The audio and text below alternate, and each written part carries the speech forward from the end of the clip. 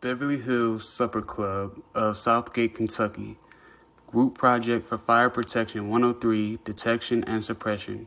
Group members Patrick, McNamara, and Cameron Rocks. In the late 1970s, the place to go in the Midwest was the Beverly Hills Supper Club. It was located 8 miles south of Cincinnati, Ohio, in Southgate, Kentucky. The Beverly Hills Supper Club was a place to enjoy dinner, drinks, and shows. It hosted big-name entertainers and was a favorite for wedding venues.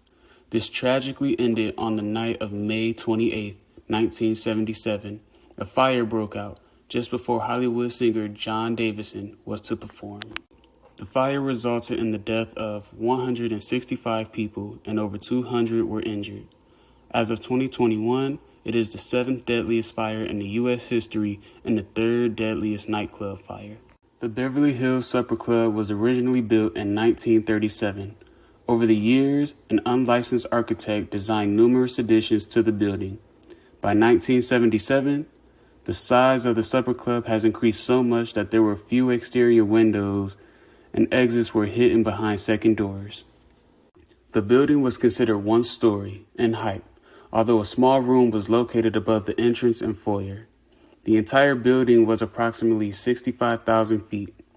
The occupant load was to hold about 1,200 people safely.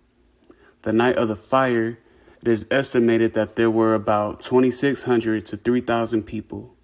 In the cabaret room, where the majority of the victims died, a capacity was about 600 people and estimates that there were about 1,300 guests in the room. The fire originally broke out while a party was celebrating a wedding in the Zebra Room. However, the party complained that the room was too warm and they left about 30 minutes early because of the heat. Around 8:45 p.m., the first sign of a fire were noticed by employees of the supper club.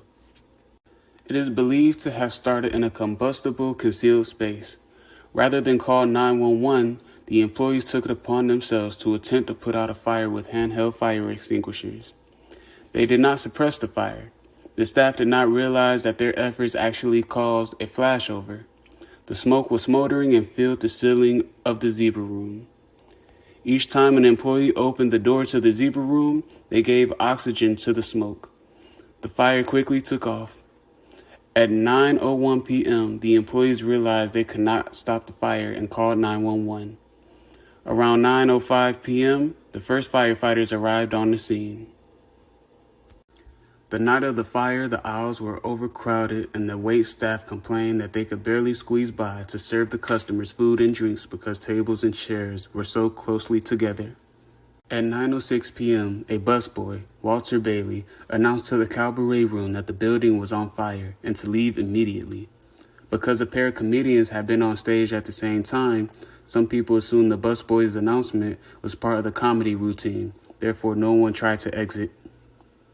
Unfortunately, of the 3 exits, only one was able to be used. The cabaret room guests were the last to leave. It was more difficult for them because they could not leave across the stage.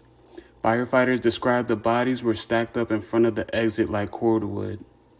Firefighters pulled the bodies off the pile. Some were dead and some still alive.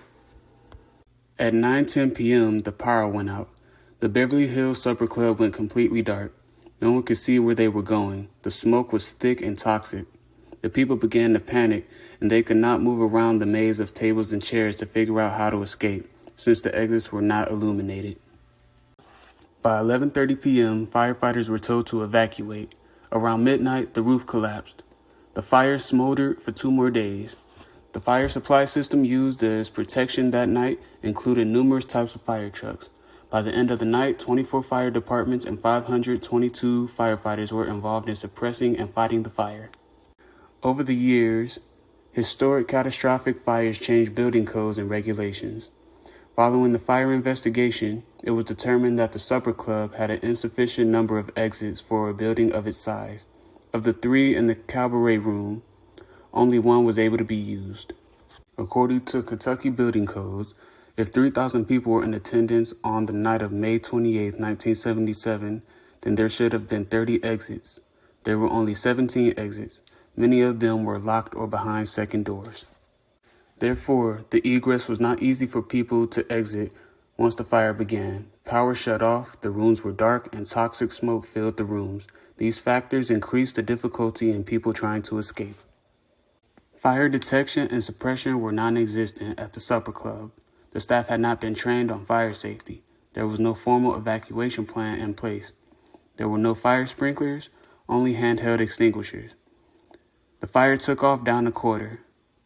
Had there been firewalls in place, this may have suppressed the fire and stopped the spread. Instead, the open corridor fed the fire with oxygen as people opened doors trying to escape. Suppression is a set of components designed to extinguish a fire. They either put out heat or oxygen.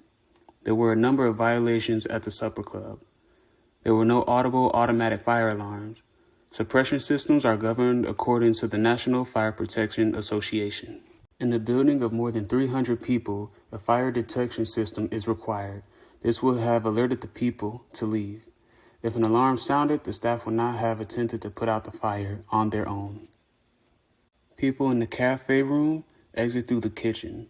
The Empire room exited through both the front door and the kitchen. The Vins room, guests left through the kitchen and the garden room. The Crystal room was located upstairs. It was full of thick smoke, leaving people gagging and choking. They were unable to use the staircase.